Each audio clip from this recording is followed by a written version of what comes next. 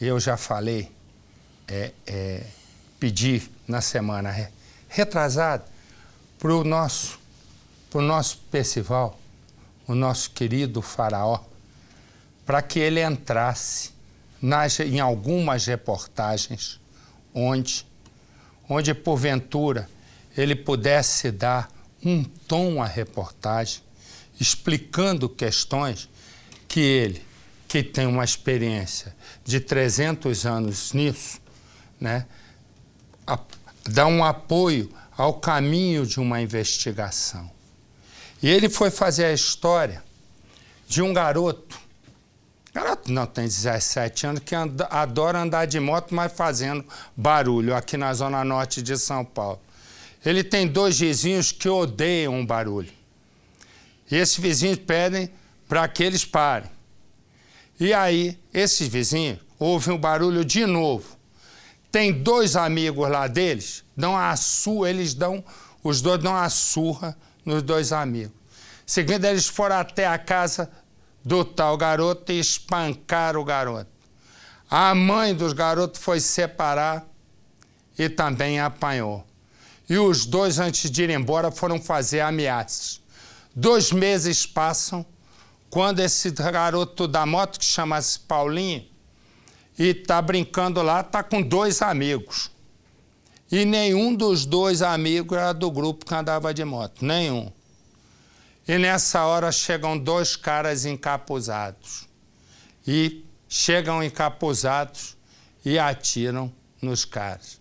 Os 2, aí morrem, né? Aí o que acontece? Os 2 suspeitos, aqueles que tinham batido, não foram nem interrogados. O caso, então, foi arquivado. Quando o caso foi arquivado, é a hora em que entra o nosso faraó. Por quê? Porque essa também é uma outra coisa que me aconteceu.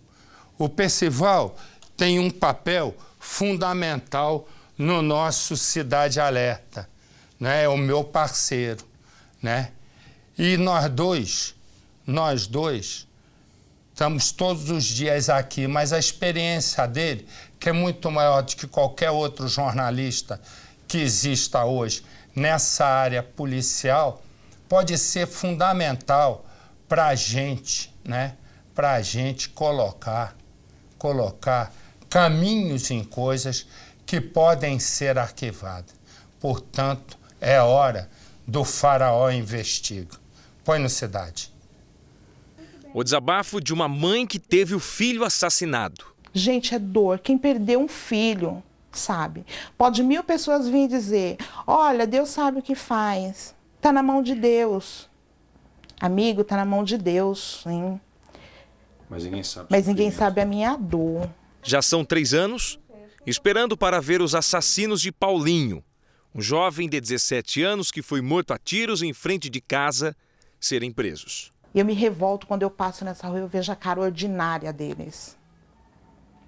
E você tem que conviver com isso. E eu tenho que conviver com isso. Você olha para a cara dos 2 suspeitos praticamente todos os dias. Sempre, todo final de semana. E nada aconteceu. Nada aconteceu. Isso é normal no nosso Brasil, Bruno. Isso é Brasil. E mais, ela não é a única a esperar por justiça.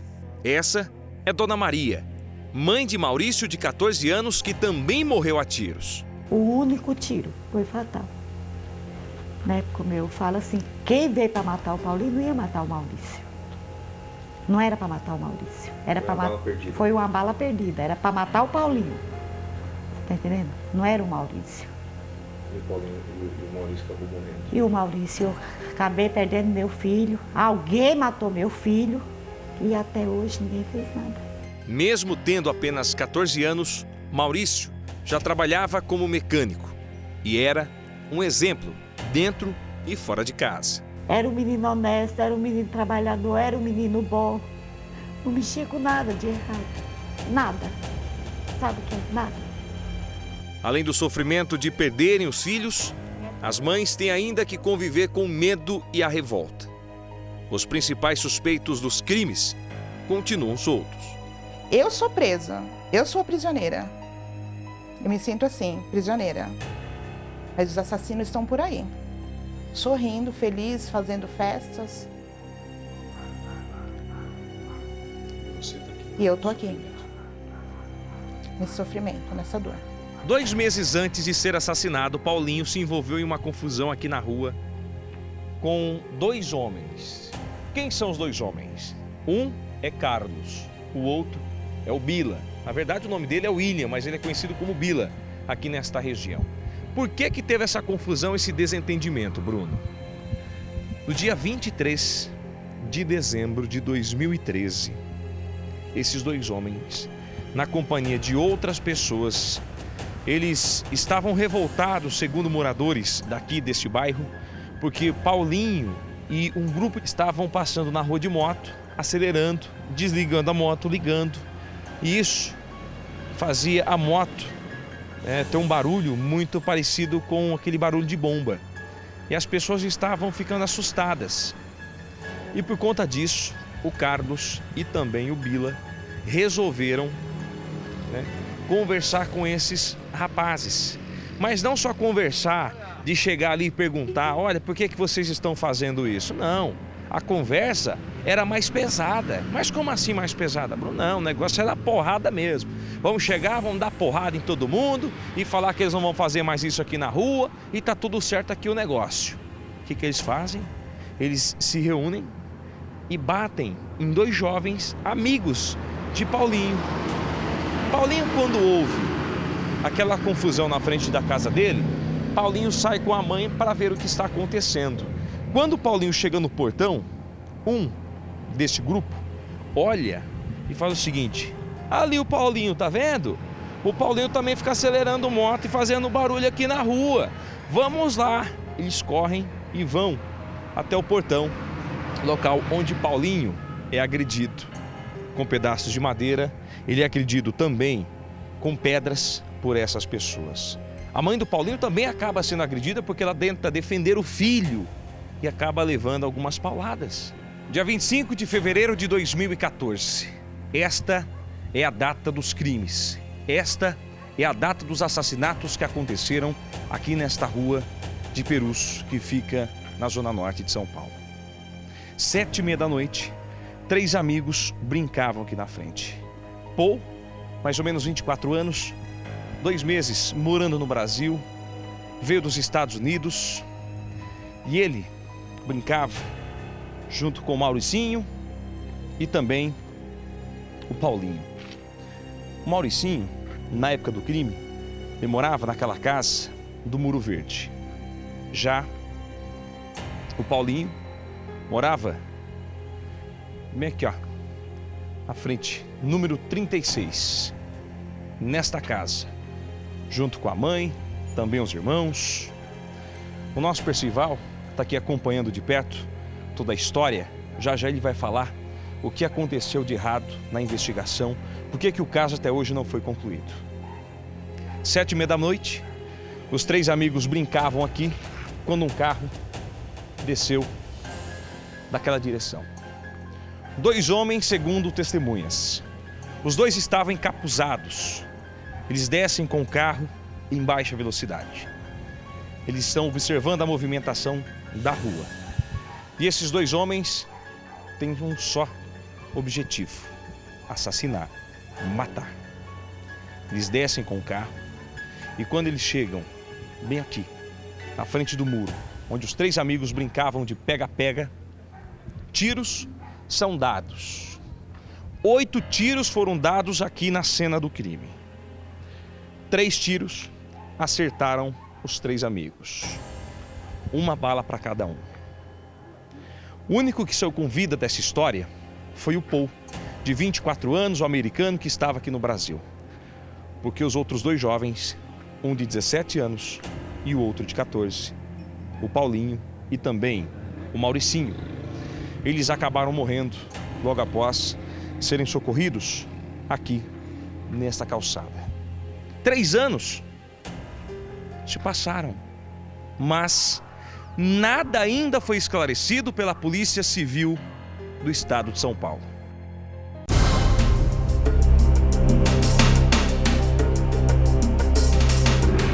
Percival de Souza, acompanhou de perto toda a investigação, leu todo o inquérito policial e analisou as provas e analisou também os depoimentos da família. Percival, para você, o que houve de errado na investigação, Percival?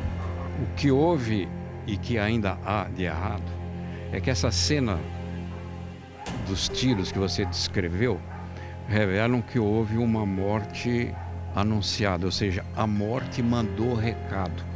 O que você acaba de descrever estava previsto. A mãe, inclusive, de um dos meninos, foi ameaçada diretamente. Ela recebeu o aviso, se acontecer alguma coisa com a nossa mãe, era o caso de um deles, o seu filho vai morrer. Isso aconteceu.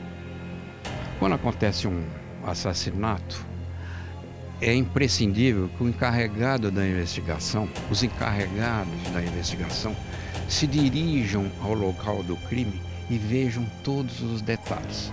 Ouçam quem está por ali, tenham cuidado, vão ouvindo por um, vejam os detalhes. 2 detalhes aqui, entre muitos outros. Tem uma casa ali no fundo, cujo morador já saiu daqui, tem uma câmera. Tem uma câmera. Aquela câmera poderia ajudar alguma coisa. Há testemunhas oculares, principalmente uma que é muito importante. Essa câmera só poderia ajudar na época do crime. Exatamente. 3 anos depois não tem mais as imagens da rua. Ou seja, quando que deveria ser observado o que essas câmeras tinham armazenado como imagens, esse trabalho deixou de ser feito. Como tem gente que é testemunha dos fatos, até de forma ocular, que estranhamente, até hoje, não foi depor. Um outro detalhe aqui na cena do crime, que também se torna fundamental para a investigação da polícia, é essa torre. Torre de uma empresa de telefone celular.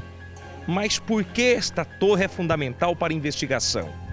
O Percival vai explicar para vocês de casa a importância de uma torre dessa para elucidar um crime.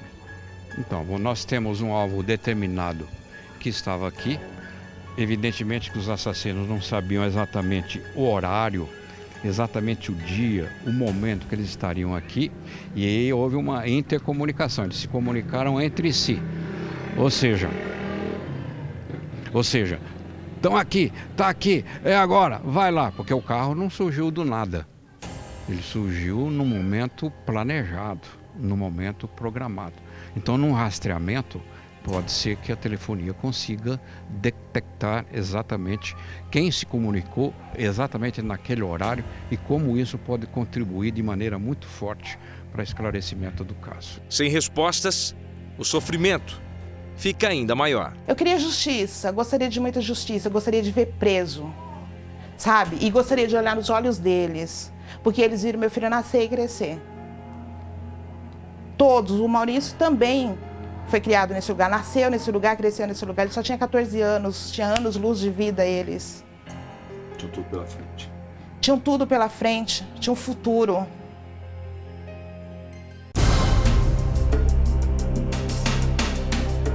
Percival, então é possível esclarecer esse caso? Sem dúvida nenhuma, sem dúvida nenhuma. Não existe caso insolúvel. Acontece que esse caso aqui, infelizmente, ficou numa gaveta.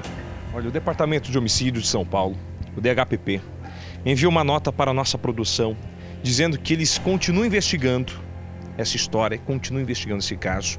Eles contam com suspeitos para esses crimes que aconteceram aqui nesta rua. Só que um detalhe, os principais suspeitos continuam soltos, como se nada tivesse acontecido.